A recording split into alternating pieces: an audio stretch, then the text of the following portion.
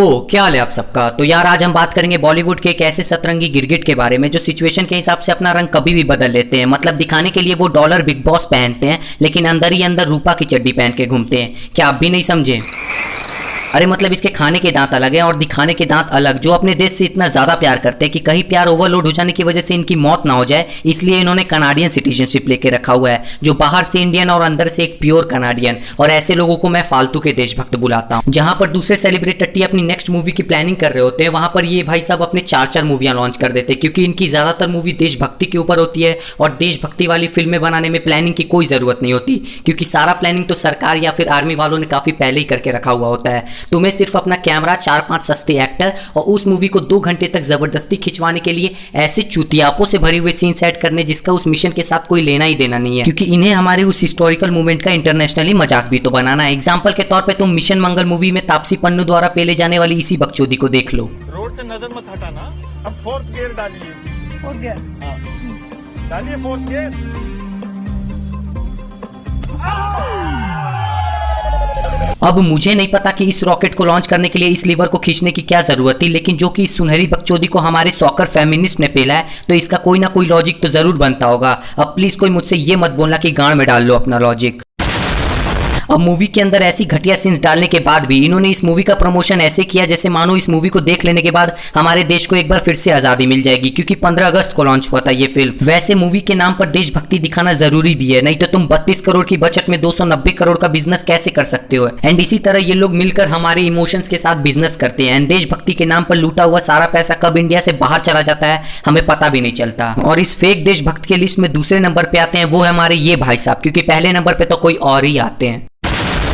तो यार आओ अपनी छाती पीटते हुए स्वागत करो हमारे कनाडियन देशभक्त राजीव हरिओम घटिया उर्फ फेकू कुमार उर्फ अक्षय कुमार का, जो अपने हर इंटरव्यू में ये कहते हैं कि कनाडा ने उन्हें सिटीजनशिप सम्मान में दिया हुआ है। About the Canadian thing, I am an honorary citizen. लेकिन शायद ये पूरे देश को पता होगा कि इसे कनाडा से सिटीजनशिप भीख मांग कर लिया है, क्योंकि कनाडा ने जिन 5 लोगों को ऑनर सिटीजनशिप दिया है उसमें अक्षय कुमार का नाम कहीं पर भी नहीं है। और इसका प्रूफ अक्षय कुमार खुद ही दे देते हैं अपनी इस ट्वीट के जरिए, जहां पर ये एक्सेप्ट करते हैं कि इनके पास कनाडियन पासपोर्ट है, लेकिन कनाडा जिन्हें सम्मान में सिटीजनशिप देता है उन्हें कोई भी पासपोर्ट नहीं दिया जाता, क्योंकि वो सिर्फ एक सिंबॉलिक सिटीजनशिप होता है। अब मेरा अक्षय कुमार से एक ही रिक्वेस्ट है कि वो अपने आप को कनाडा का ओनर सिटीजनशिप बताकर इस देश के भोले भाले जनता का चूतिया ना काटे।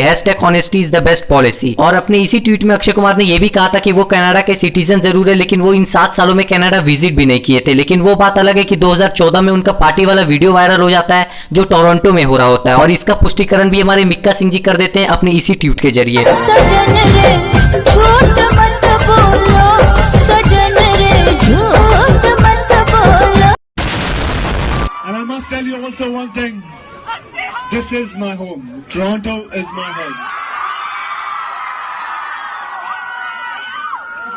After I retire from this industry, I'm going to come back here and stay here. मतलब चाइना के प्रोडक्ट खरीदना और इसके मूवी देखना बिल्कुल सेम चीज है, क्योंकि पहले केस में तुम्हारा पैसा सारा चाइना जाने वाला है और दूसरे केस में कनाडा। अब ऐसी चीजों का बॉयकॉट करोगे तभी तो इंडिया आत्मनिर्भर बनेगा। क्यों, सही बोला ना अक्षय भाई? As always, I will do my best to make the people of Canada proud. तो यार वहां पर अपनी दुकान चलाओ ना, यहाँ पर क्या घुइया छीलने के लिए बैठे हो? ओ सॉरी, अब हर जगह तुम फेक देशभक्ति दिखाकर सालाना 400 करोड़ तो नहीं कमा सकते ना। सही पकड़े हैं। As Canada is very close to my heart. वाह क्या बात है, 10 साल में कनाडा इसके दिल के करीब हो गया। और जिस देश ने इसे कनाडा जाने के पैसे दिए हैं वो कहाँ है फिर? I don't know. फालतू के देशभक्त में इन्हें ऐसे ही नहीं बुलाता, इनकी इन्हीं हरकतों की वजह से बुलाता हूँ। यही नहीं, अभी और सुनिए। It is not टेररिज्म जो होता है वो कंट्री में नहीं होता, वो कुछ एलिमेंट होते हैं। टेररिज्म तो इंडिया में भी है, इंडिया में भी है। अबे ओ करण जौहर के खुदाई से भटकी हुई आत्मा, पहले खुद ही बोलते हो कि टेररिज्म किसी कंट्री में नहीं होता, फिर दूसरी बार बोलते हो कि टेररिज्म इंडिया में भी है। अरे कहना क्या चाहते हो? और तुम्हारे जनरल इंफॉर्मेशन के लिए बता दो कि इंडिया वो देश है जो 70 सालों में टेररिज्म के अगेंस्ट फाइट कर रहा है, बट तुम्हें कैसे पता होगा? तुम तो कनाडा वाले हो ना। टेररिज्म जो होता है वो कंट्री में नहीं होता, वो कुछ एलिमेंट होते हैं। टेररिज्म तो इंडिया में भी है। देखा आपने, लापरवाही का नतीजा है।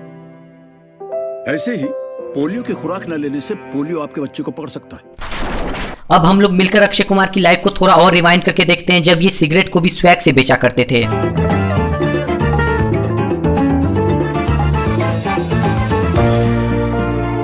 हम रेड एंड व्हाइट पीने वालों की बात ही कुछ और है। यस, हम रेड एंड व्हाइट पीने वालों की बात ही अलग होती है, क्योंकि इसे पीने के बाद आदमी मुंह से नहीं अपने गांड से धुआं छोड़ता है। और किसी किसी के अंदर इसका नशा इतना ज्यादा हो जाता है कि वो बियर के बोतल से बांसुरी बजा लेते हैं। और हमारे अक्षय भाई जैसे लोग तो इसे पीने के बाद कतई स्पाइडरमैन ही बन जाते हैं।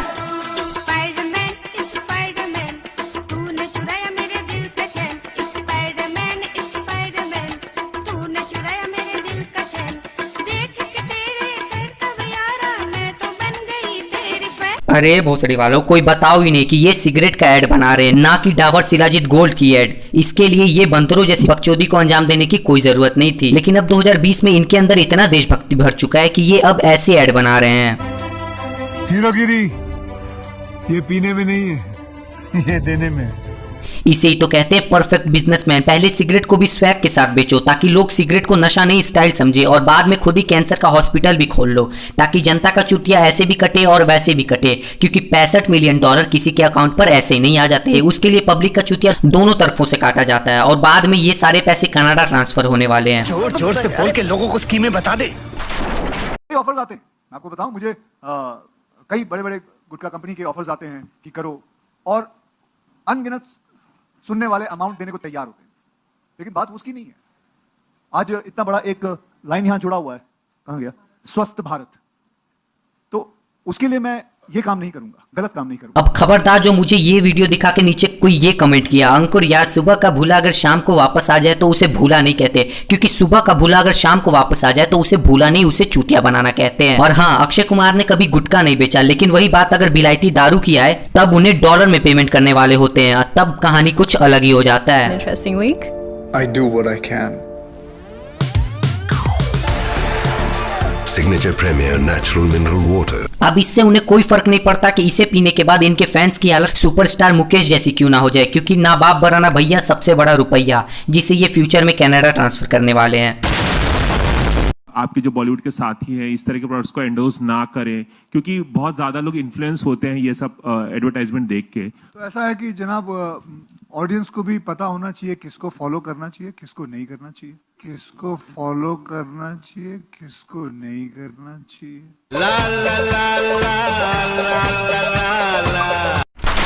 अब यार जो भी कह लो, अक्षय कुमार जैसा देशभक्त तुम्हें इस पूरी दुनिया में कहीं नहीं मिलेगा, क्योंकि इनके तेल और टाइल्स में भी देशभक्ति छुपा होता है। बिल्कुल सही, घर का स्वाद है आपके खाने में सर, कमाल है। घर का स्वाद तो होना ही था, आपके घर से जो हूँ, जैसे 130 करोड़ और हैं।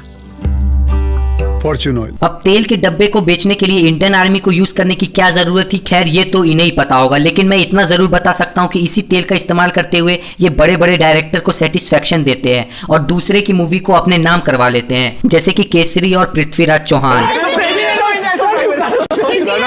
प्राइम मिनिस्टर वाला नहीं, हिस्टोरिकल वाला। बात है इस देश की मिट्टी में, जिससे देश का हर कोना जुड़ा है, और हम भी देश की मिट्टी से बनी टाइल से देश को बनाते हैं। कजारिया टाइल्स, इसे हमारे खिलाड़ी भैया ने खुद मिट्टी खाकर अपने शुद्ध देसी टट्टी के साथ बनाया है, और इसे लगा लेने के बाद तुम्हारा घर कतई टट्टी टट्टी हो जाएगा। लेकिन देखो, अपने देश की चीज खरीदने में किसी को भी कोई भी दिक्कत नहीं होना चाहिए, लेकिन तब जब वो प्रोडक्ट अच्छा हो। एग्जाम्पल के साथ समझते हैं, ऐसे समझो, अगर तुमको कोई एक तरफ आईफोन ऑफर करे और एक तरफ लावा ऑफर करे, तो जाहिर सी बात है तुम आईफोन ही चूज करोगे। सो चीजों के साथ देश की मिट्टी जैसी चीजें लगाकर लोगों का इमोशनल फुल बनाने की वजह अगर तुम अपने प्रोडक्ट का क्वालिटी दिखाकर बेचोगे, तो इससे लोगों का भी भला होगा, और जब लोग का भला होगा तो देश का भला ऑटोमेटिक हो जाएगा। समझ रहे हो ना? अब अपने लोग अक्षय कुमार की जिंदगी को थोड़ा और रिवाइंड करके देखते हैं, तो बात है उस जमाने की जब अक्षय कुमार को बॉलीवुड में उतने ही लोग जानते थे जितना आप लोग एजाज खान को जानते हो एज अ एक्टर। फिर संजय दत्त के ऊपर इलीगल वेपन और ड्रग जैसी खतरनाक चीजों को लेकर सुप्रीम कोर्ट में केस दर्ज होता है। तब हमारे ये भाई साहब बॉलीवुड के गटर में अपनी डूबती हुई नैया को टिकाने के लिए संजय दत्त का सपोर्ट करने लगते हैं, वो भी पोस्टर लेके, क्योंकि संजय दत्त उस जमाने में बॉलीवुड पे राज किया करते थे। ऊपर से उनके पिताजी पॉलिटिशियन भी थे, तो जाहिर सी बात है वो अपने पर्सनल फायदे के लिए संजय दत्त का सपोर्ट किए। लेकिन अब एक इनोसेंट बंदे की मौत पे इनसे एक ट्वीट भी नहीं हो सका, सिवाय उस फॉर्मेलिटी पोस्ट के जो ऑलमोस्ट सबने किया था। लेकिन 2 महीने बाद सडनली ये भाई साहब अपने ट्वीट पर एक ट्वीट करते हैं, क्योंकि सड़क टू को जो प्यार मिला था ना ऑडियंस का, उससे सबका फट चुका था। इसलिए तो हमारे खिलाड़ी भैया ने लक्ष्मी बॉम्ब का ट्रेलर भी कैंसिल कर दिया था। मॉरल ऑफ द स्टोरीज, अपने पर्सनल फायदे के लिए ये क्रिमिनल का भी सपोर्ट कर सकते हैं, लेकिन जब इन्हें अपने पर्सनल फायदे नहीं दिखाई देते हैं, तब उनके नाम पर ढंग से 2-4 ट्वीट भी नहीं कर सकते हैं। साले कुत्तों की जिंदगी। And type RIP for them जो ये समझते हैं कि अक्षय कुमार एक आउटसाइडर है, क्योंकि अक्षय कुमार स्कूल फ्रेंड रह चुके हैं साजिद के, जो पेशे से फिल्म प्रोड्यूसर है। और ये कोई वैसे फिल्म प्रोड्यूसर नहीं है, बल्कि ये पूरे खानदानी प्रोड्यूसर है। मतलब इसका बाप भी प्रोड्यूसर, दादा भी प्रोड्यूसर और ये खुद भी प्रोड्यूसर, जो अक्षय कुमार को काफी पहले से काम देते हुए आ रहे हैं। कुमार क्यों, मतलब he is a very big star, मानता हूं, इसलिए क्योंकि वो आपके दोस्त हैं और आपको इजी एक्सेस मिल जाता है उनसे, इसलिए वो आपकी हर फिल्म में आते वो नजर आते हैं। क्या Akshay has been in my school 1 year junior to me, और खिलाड़ी के वक्त जब 1989 के आसपास मैंने उसको ब्रेक दिया था पहली फिल्म। तो अक्षय कुमार को आउटसाइडर कहना मेरे हिसाब से 100% सही नहीं होगा। उसके बाद तो आओ अब नजर मारते हैं इसके रिलेशनशिप स्टेटस की तरफ। न्यूज और आर्टिकल्स की माने तो इसका रिलेशन हमारे फोन नंबर के जितने डिजिट हैं उससे भी ज्यादा लड़कियों के साथ इनका रिलेशन रह चुका है। और कमाल की बात तो ये है कि जब ये रवीना टंडन के साथ इंगेज थे तब इनका चक्कर रेखा के साथ चल रहा था, जो उससे 13 साल बड़ी है। और मैं सिर्फ इससे बस उस कैटेगरी का समझता था, लेकिन मैंने ये कभी नहीं सोचा था कि अक्षय भाई, एक्सक्यूज मी, और जब रवीना को इसका पता चलता है तो इसके साथ भी वही होता है जो हमारे महेश भोसड़ी वाले के साथ काफी बार हो चुका है। और उसके बाद ये ट्विंकल खन्ना के साथ शादी कर लेते हैं, लेकिन तब भी शादी के बाद भी इनका बहुतों के साथ रिलेशनशिप रह चुका है। बड़ा हरामी हो बेटा। जिसमें से एक है हमारी बॉलीवुड की सबसे खूबसूरत लड़की मिस प्रियंका चू, तभी मैं माफ करना, गुस्से में इधर उधर निकल जाता हूं, जिसने अपनी खूबसूरती चमकाने के लिए प्लास्टिक सर्जरी भी करवा रखा है। अब इतने सारे बकचोदियों को सही से अंजाम देने के बाद भी हमारे खिलाड़ी भैया को इत्तू सा भी शर्म नहीं आया अपने इंस्टा पर ये पोस्ट करते हुए, तो समाज अपनी औरतों को इज्जत नहीं दे सकता, उसे अपने आप को इंसानी समाज कहने का कोई हक नहीं। अरे भोसड़ी वालों, भांग का कौन सा गोला खाकर ऐसी बकचोदी पेल लेते हो? क्या आप वो दिन भूल गए जब आपने सड़क पे चलती हुई लड़की को देखकर आओ करना सिखाया था? अरे आपसे ही तो हमने सीखा था, ये क्या माल है बोलना। क्या आप वो दिन भूल गए जब आप एक फैशन शो को बावाचड्डी.com की जगह naughtycanada.com समझ लिया था? आशिकों में दिल का मुझे जीना मत सिखा, मुंह में ले लन मुझे छोड़ना मत सिखा, टूटा मेरा दिल उसे जोड़ना मत सिखा, मुंह में ले लन मुझे छोड़ना मत सिखा। जो समाज अपनी औरतों को, चले एक काम कर, 200 रुपए दे और 50 रुपए काट ओवर एक्टिंग के वजह। एंड अब PUBG बैन होने के बाद अक्षय कुमार को लेकर एक और नया कंट्रोवर्सी खड़ा हो गया है, क्योंकि PUBG बैन होने के ठीक एक दिन बाद इन्होंने एक इंडियन गेम को प्रमोट किया था। लेकिन कुछ दिन पहले उनका एक इंटरव्यू के दौरान जब एक रिपोर्टर ने उनसे मोबाइल गेम के रिलेटेड सवाल पूछा तो हमारे भाई साहब का जवाब कुछ ऐसा था।